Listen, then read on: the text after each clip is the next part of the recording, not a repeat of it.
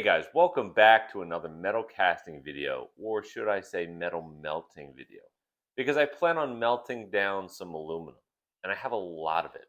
Now, if you guys saw last week's video, I crafted this little chunk of aluminum using my waste oil burner. I didn't intend on doing this. I thought it would lay flat and turn into an actual ingot, but it turned out pretty cool, actually. So I'm going to keep this. I'm not going to melt this down, but I have a lot of other aluminum to melt down. So I need to decide on what I'm going to be melting down today. I may even cast something as well. So let's get to the video. Just yesterday, I picked up a beach chair. It is summertime. People are throwing out their old beach chairs and purchasing new. So I grabbed this from the side of the road. And I also got these other type of lounge chairs for outdoor picnics. We're not going to be melting down these today, but we have other aluminum to melt down. All of this aluminum here, tons of it, and it fits perfectly in my crucible. But maybe I won't be melting down this aluminum. Maybe I'll find something else. Well, that's a start. In today's video, we're going to be using the Vevor double burner propane furnace. If you'd like to get one for yourself, I do have an affiliate link in the description below. Now, I don't always use both burners. It's not necessary to be melting down aluminum. Looks like we're going to have to clean out this crucible from my previous melt. Got it. Now, to start off today's melt, I'm going to be melting down this cutoff piece of a previous metal cast. I'll get a puddle of aluminum in the bottom of the crucible, and then I'll add the rest of the aluminum. This will help melt down the rest of aluminum very easily.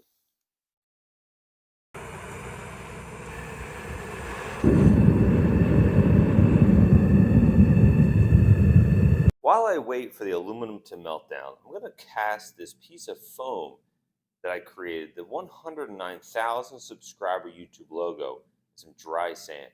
This is called lost foam casting. I'm really behind in making these. I was making them from 101 all the way to 110,000. And I'm only at 109, but I have actually reached 114,000 subscribers. So I'm going to stop once I do the 110,000 until I reach 125. So let's bury this in some dry sand and perform the lost foam casting process. With this metal casting process, all you have to do is bury the foam pattern in a steel container and surround it with dry sand. The sand does have to be dry. Fill the container all the way to the top, vibrate the container, and then put a can with the hole cut out the bottom over top of the foam. Surround it with more dry sand to lock it into place. After completing the mold, I'm going to head back outside, check on the metal to see if it started melting. The metal started to melt down, so now I'm going to start adding that scrap aluminum to the furnace.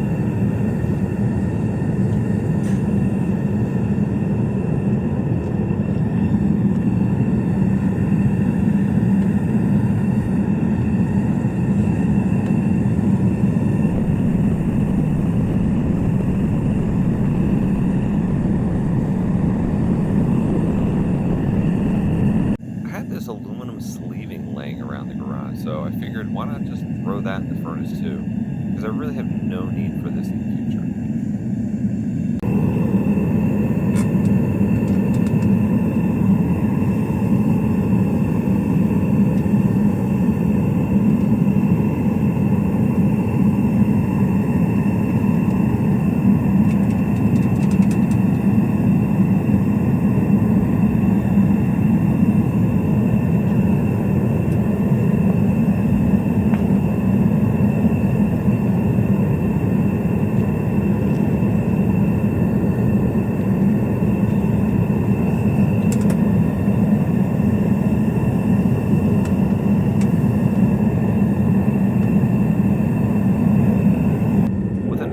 I have to remove the lid off of the furnace because this one is quite large, but fortunately it does fit inside of the crucible. So now I'm going to add it to the crucible and melt this down with the lid off the furnace.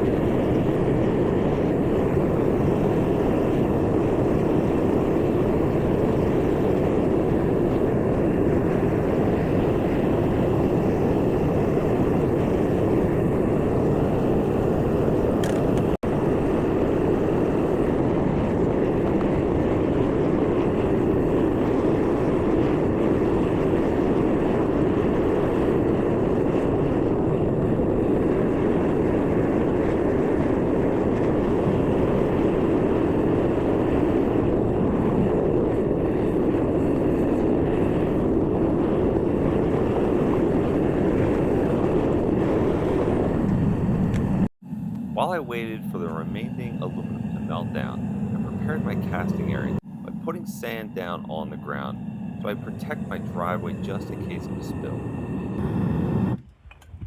I now have a crucible filled with molten aluminum, and now before I pour, I need to remove the slag or the dross that floated to the top of that molten aluminum. This is just any impurities in the metal or anything that was attached to that aluminum, as well as oxidation that formed from being exposed to the environment.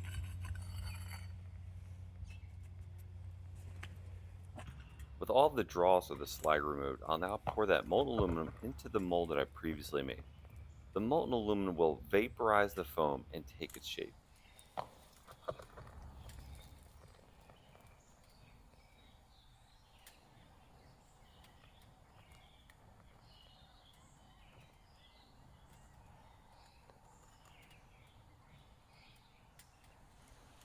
I still have quite a bit of aluminum left over in the crucible, so I'll set this mold aside, let it cool down, and preheat a graphite ingot mold to pour the remaining aluminum into the mold.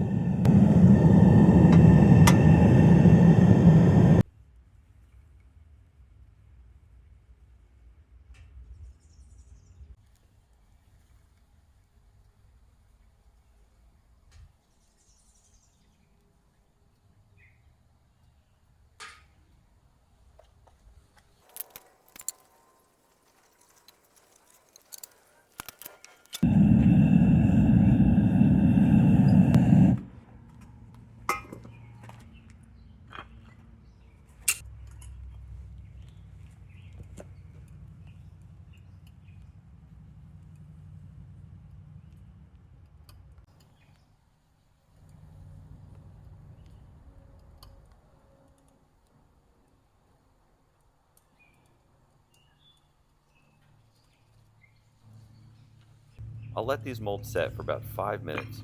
This will give it enough time for it to solidify and to be easily removed from the molds.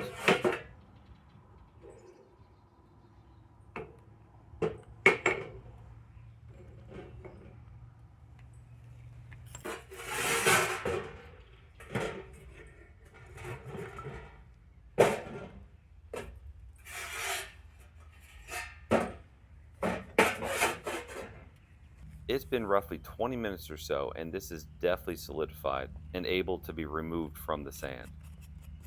I'll use a wire brush to scrape away any of the residue that I applied to the foam to get a good look at the cast.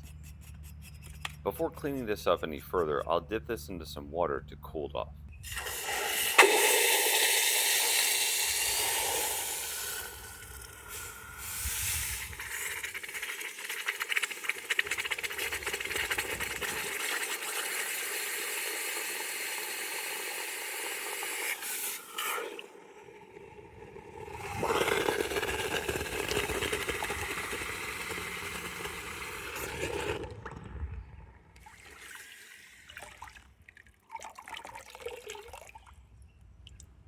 With the cast cooled off and dry, I'll now load this into the vise and cut off the sprue from the top of the cast.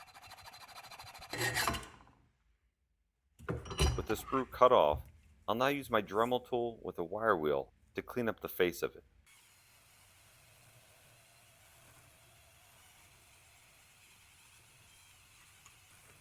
Because my cut wasn't perfectly straight using the hacksaw, I'm now going to use the Vevor belt sander to make the top smooth.